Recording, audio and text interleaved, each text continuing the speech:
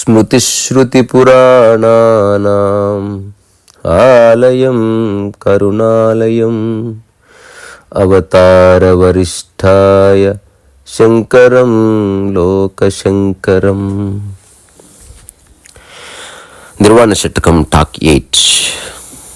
నిన్ననే ఒక మిత్రుడు ఫోన్ చేసి ఒక ప్రశ్న అడిగాడు.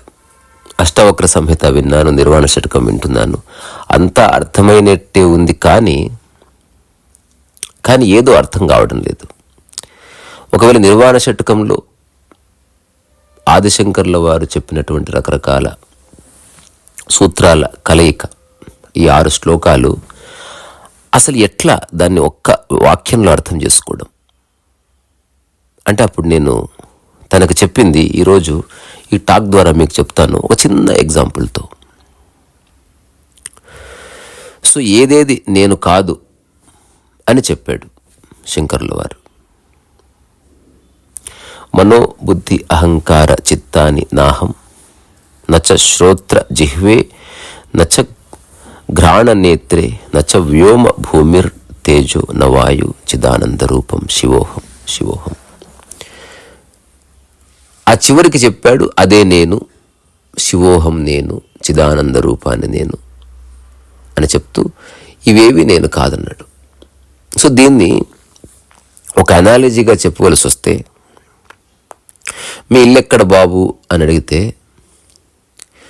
ఎక్కడెక్కడ మీ ఇల్లు లేదో అది చెప్తున్నావు. ఫర్ ఎగ్జాంపుల్ యాబిడ్స్లో మా ఇల్లు లేదు, లేకపోతే సికింద్రాబాద్లో లేదు, కూకట్పల్లిలో లేదు, లేకపోతే ఇట్లా ఆ ఊర్లో లేదు, అమెరికాలో లేదు, ఇది చెప్తున్నావు అట్లా.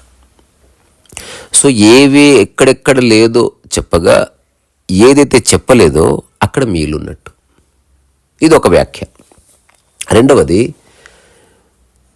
నాకు ఇల్లంటూ ప్రత్యేకంగా లేదు, నా శరీరమే నా ఇల్లు కనుక నేను దాన్ని వెంట పెట్టుకొని తిరుగుతున్నాను, తద్వారా నేను నిరంతరము ఇంట్లోనే ఉన్నాను, గృహస్థుడనయ్యే ఉన్నాను అని చెప్పడం. సో ఈ 2 విధాలుగాను నిర్వాణ షట్కాన్ని అర్థం చేసుకోవచ్చు. ఇప్పుడు 2వ శ్లోకంలో ఏం చెప్తాడు? నచ ప్రాణ సంజ్ఞో నవై పంచవాయు నవ సప్తధాతు నవ పంచకోశ న వాక్పాణిపాదం న కోపస్థపాయు చిదానంద రూపం శివోహం శివోహం. సో అన్నిట్లోనూ నా అనే దాంతో స్టార్ట్ అవుతుంది. నమే ద్వేషరాగౌ నమే లోభమోహౌ మదో నైవ మేనైవ మాత్సర్య భావ న ధర్మో న చార్థో న కామో న మోక్ష. ఈవెన్ అష్టావక్ర సంహితలో కూడా ఉంటుంది, నేను ధర్మాన్ని కాదు, అర్థాన్ని కాదు, కామాన్ని కాదు, మోక్షాన్ని కాదు. అవన్నీ చరమస్థితులు కావు.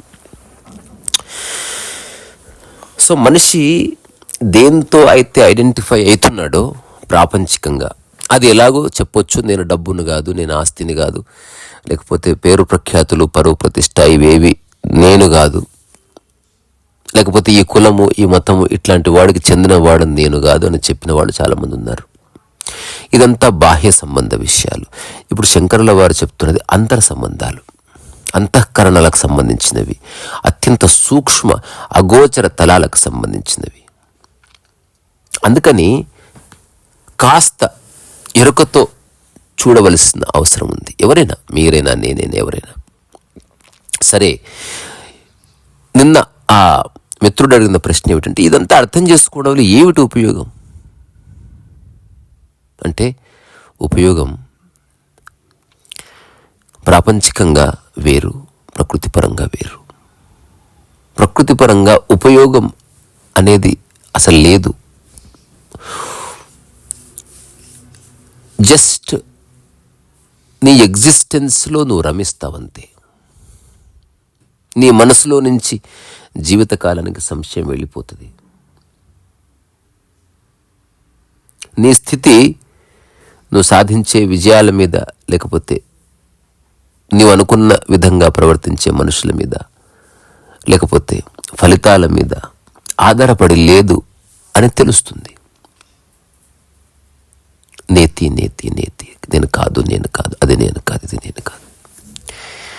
సో వాట్ ఈస్ దిస్ నేతి అంటే ఏ విషయాలతో నేను ఐడెంటిఫై అవుతున్నానో ఆయా విషయాలన్నిటినీ మొట్టమొదటిసారి చూస్తున్నాను.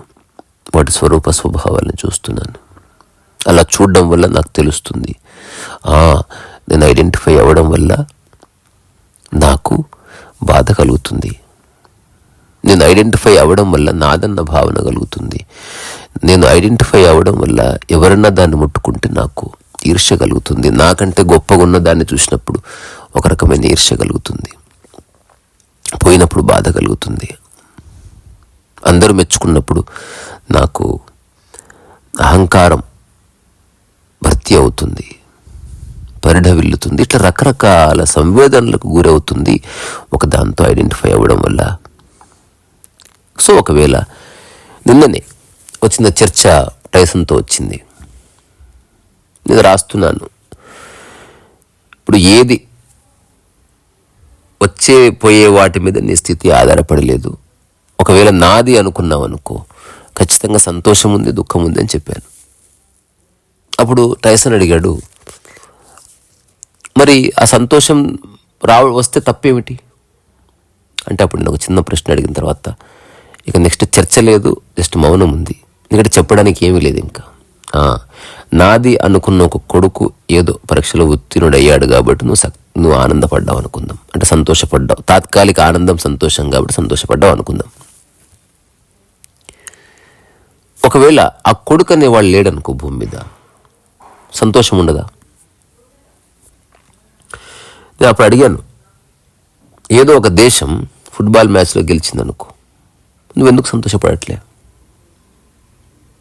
అంటే టక్కున జవాబు వచ్చింది, ఆ దేశం నాది కాదు అనుకోవడం వల్ల. అయిపోయింది కదా. సో నీది అన్నది లేకపోతే ఈ ఫేక్ సంతోషాలు, ఈ ఫేక్ బాధలు ఉండవు. ఏది నీవో అది నువ్వు గుర్తిస్తే నిజంగా ఎప్పటికెడతెగిన ఒకానొక సంతోషం, ఒకానొక ఆనందం, ఒకానొక ప్రశాంతత, ఒకానొక హాయి మనిషి అనుభవిస్తాడు. అక్కడి నుంచి నిజమైన పని మొదలవుతుంది. సో శంకర్ల వారి ఆ చెప్తున్న విధానం యొక్క ఆ డైరెక్షన్ ఏమిటి అంటే, వేటితో మనిషి ఐడెంటిఫై అవుతున్నాడో జనరేషన్స్ ఆఫ్టర్ జనరేషన్స్, సూపర్ఫిషియల్ విషయాలతో ఓకే, మామూలు సాదాసీదా మనిషి అయితే ఆస్తితో ఐడెంటిఫై అవుతాడు, కులంతో ఐడెంటిఫై అవుతాడు, మతంతో అవుతాడు. కొంచెం ఎదిగిన మనిషి శాస్త్రంతో అవుతాడు, మంత్రంతో అవుతాడు. ఇంకాస్త ఎదిగిన మనిషి అంటే క్లారిటీ వస్తున్న కొద్దీ ఒక భగవంతుడి రూపంతో ఐడెంటిఫై అవుతాడు, లేకపోతే తన అనుభవంతో ఐడెంటిఫై అవుతాడు, లేకపోతే ధ్యానంతో ఐడెంటిఫై అవుతాడు. ఇంకాస్త వాళ్ళు ఇక్కడ ఆగిపోతారు చాలామంది. ఇంకా ఈ ఐడెంటిఫికేషన్ ఏమిటి, ఇంకా ఎక్కడెక్కడ ఉందన్నప్పుడు మెల్లగా శరీరంతో ఐడెంటిఫికేషన్ పోతుంది. మనసుకు సంబంధించిన శంకర్ల వారు చెప్పినట్టు చిత్తం అంటే జ్ఞాపకాలతో ఐడెంటిఫికేషన్ పోతుంది. ఇవి డీప్ రూటెడ్ థింగ్స్. నీకున్న ధారలతో ఐడెంటిఫికేషన్ పోతుంది. ఇలా ఐడెంటిఫికేషన్ పోతున్నప్పుడు ఏదైతే ఒక ఫాల్స్ ఎస్టాబ్లిష్ అయి ఉందో అది హఠాత్తుగా ఆవిరైపోతుంది. It just vanishes in to thin air. ఇప్పుడు శంకర్ల వారు చెప్తున్నారు, అసలు ప్రాణాన్ని కూడా నేను కాదు, గాలిని నేను కాదు, పంచకోశాలు నేను కాదు, ఇవేవి నేను కాదు. అట్లాగే ఇదేమంటారు, ఏ పని చేసేది నేను కాదు, తినేది నేను కాదు, విసర్జించేది నేను కాదు. అంటే ఏ విషయాలతో ఐడెంటిఫికేషన్ జరుగుతుందో అవేవి నేను కాదు. ఇక్కడ ఒక చిన్న మాట చెప్పి ముగిస్తా, ఆలోచించండి. ఈ భూమి మీద ప్రతి మనిషి 2 రకాల కదలికలతో సంబంధం కలిగి ఉన్నాడు. నేను కదలిక అనే పదం పూర్తి చైతన్య స్థితిలో వాడుతున్నా, పని అని వాడట్లే. కదలిక, పని అంటే కదలికనే, జీవితం అంటే కదలికనే, శృంగారం అంటే కదలికనే, పెయింటింగ్ అంటే కదలికనే, పూజ అంటే కదలికనే. కదలిక. కర్మ అని కూడా వాడట్లే, ఎందుకంటే ప్రతి పదం కరప్ట్ అయిపోయింది. కర్మ అనగానే మీలో ఏదో సిద్ధాంతాలు, ఆలోచనలు వస్తాయి. పని అనగానే మీ నిర్వచనాలు వస్తాయి. ధ్యానం అనగానే నిర్వచనాలు వస్తాయి. అని కదలిక అంటున్న కొత్త పదం. జీవితం అంటే నిరంతర అకారణ కదలిక, incessant purposeless movement, sometimes directionless, sometimes with direction. So ఈ 2 రకాల కదలికలు ఏమిటంటే, ఒక కదలికకి నీవు పూనికనిస్తావు, రెండవ కదలిక నీ అస్తిత్వానికి పూనికనిస్తుంది. అంటే ఎట్లా? ఒకటి నీవు చేస్తున్నావు, రెండోది జరుగుతుంది. ఇప్పుడు శంకర్ల వారు ఫస్ట్ విషయం ఉంది, ఏవేవి నీవు చేయడం వల్ల జరుగుతున్నాయో అవేవి నేను కాదు, ఒకటి. రెండోది, ఏవి తానంతటవే జరుగుతున్నాయో అది కూడా నేను కాదు అంటున్నాడు. సో ఆధ్యాత్మికతలో ఒక ఉన్నతోన్నతమైన స్థితిలో ఉన్నవాడు ఏవేవి నేను చేస్తున్నానో కర్త భావనలో, నా ద్వారా ఏవైతే జరుగుతున్నాయో అవేవి నావి కాదు, అవేవి నేను గాను, నాకు వాటితో తాదాత్మ్యం లేదని చెప్పడం విన్నాం. కానీ రెండవ కోణం, ఏవేవి నేను చేయడం లేదు, ఎగ్జిస్టెన్షియల్లీ అదే నేను అని చెప్పిన వాళ్ళు కొందరున్నారు. ఇప్పుడు శంకర్ల వారు ఇంకొంచెం ముందుకెళ్ళారు, రమణుడు కూడా ఇంకొంచెం ముందుకెళ్ళాడు. అది ఆత్యంతికమైన వ్యాఖ్య. అది అంటే నా ద్వారా జరుగుతున్నది నేను కాదు, దానికదే జరుగుతున్నది నేను కాదు, రెంటిని చూస్తున్నా నేను. ఆ చూస్తున్న స్థితిని ఒకడు సాక్షి అన్నాడు.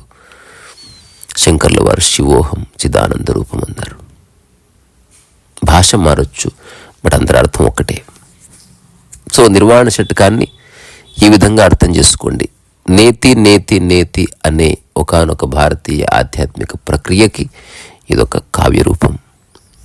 రెండవది, ఏది నీవో అది తప్ప ఏది నేను కాదు. ఏది నేను అంటే ఈ ప్రాపంచికపరమైన ఐడెంటిఫికేషన్స్ కాకుండా అందరిలోనూ ఉన్నటువంటి మూలతత్వం, అదేమిటి? సచ్చిదానందం. సచ్చిదానందం అంటే నీ యొక్క స్థితికి దేనితోనూ ముడిపెట్టకుండా ఉండటం వల్ల నువ్వు అనుభవిస్తున్నది, లేదా అక్కడున్నది, లేదా అదే అయి ఉన్నది, ఎప్పటికీ సజీవంగా ఉన్నది, అందరిలోనూ అలరారుతున్నది, ప్రకృతి యొక్క మూలతత్వం అయి ఉన్నది. ఎట్లెట్లయినా పేరు పెట్టుకోండి. ఆ విధంగా శంకర్ల వారి నుంచి ఆసుగా బయటికి వచ్చిన ఈ యొక్క ధార 6 పద్యాలే కాబట్టి ఎవరైనా హాయిగా ఒకసారి చదువుకోవాలి, వీలైతే కాస్త వ్యాఖ్య చేసి చూసుకోవాలి, నిజంగా తర్కించి చూసుకోవాలి. 8 ఏళ్ల వయసులో వాళ్ళ గురువు గారు అడిగితే చెప్పాడే, ఇప్పుడు 80 ఏళ్ళు వచ్చినా ఒక మనిషి ఇట్లా చెప్పగలడా అంటే ఎంత డిటాచ్మెంట్. ఏది తనది కాదు. నేను చాలాసార్లు ఎగ్జాంపుల్ ఇస్తాను. ఎయిర్పోర్ట్లో కొన్ని 1000 బ్యాగులు ఉంటాయి, నీలో ఏ డిస్టర్బెన్స్ లేదు, ఎందుకో తెలిసి ఏది నీ బ్యాగో తెలిసిపోయింది, ఏది నీ బ్యాగ్ కాదో తెలిసిపోయింది. అట్లా ఆదిశంకర్ల వారు ఎవరు తానో తెలిసిపోయింది, ఏవేవి తాను కాదో తెలిసిపోయింది. అక్కడి నుంచి పాడిన ఒక ఆసు పాట అది. సో ఆదిశంకర్ల వారు లాంటి ఒక మహామనిషి నడిచిన నేల మీద మనం నడవడం నిజంగా అదృష్టం, ప్రకృతిపరమైన అదృష్టం. సో మరొకసారి ఆదిశంకర్ల వారిని స్మరించుకుంటూ ఈరోజు సెలవు తీసుకుంటున్నా. స్మృతిశ్రుతి పురాణానాం ఆలయం కరుణాలయం నమామి భగవత్పాదం శంకరం లోకశంకరం. ఇక్కడ నుంచి మీలో ఉన్న ఆ నిజమైన ఐశ్వర్యానికి, ఈశ్వరానికి శిరస్సు ఉంచి నమస్కారం చేస్తున్నా. రేపు మళ్ళీ పద్యంలోకి వెళదాం. రెండోది, నేను అనుకుంటున్నా అష్టావక్ర సంహిత ఎలాగో పుస్తకం వస్తుంది త్వరలో, కోడ్స్ ఆఫ్ మిషన్ కూడా వస్తుంది. ఎవరన్నా భాగస్వాములు కావాలనుకుంటే కావచ్చు అన్కండిషనల్గా. తర్వాత అష్టావక్ర సంహితను కూడా 41 శ్లోకాలు చేతి రాత్తో రాయాలని అనుకుంటున్నా. ఎప్పుడన్నా రాస్తాను.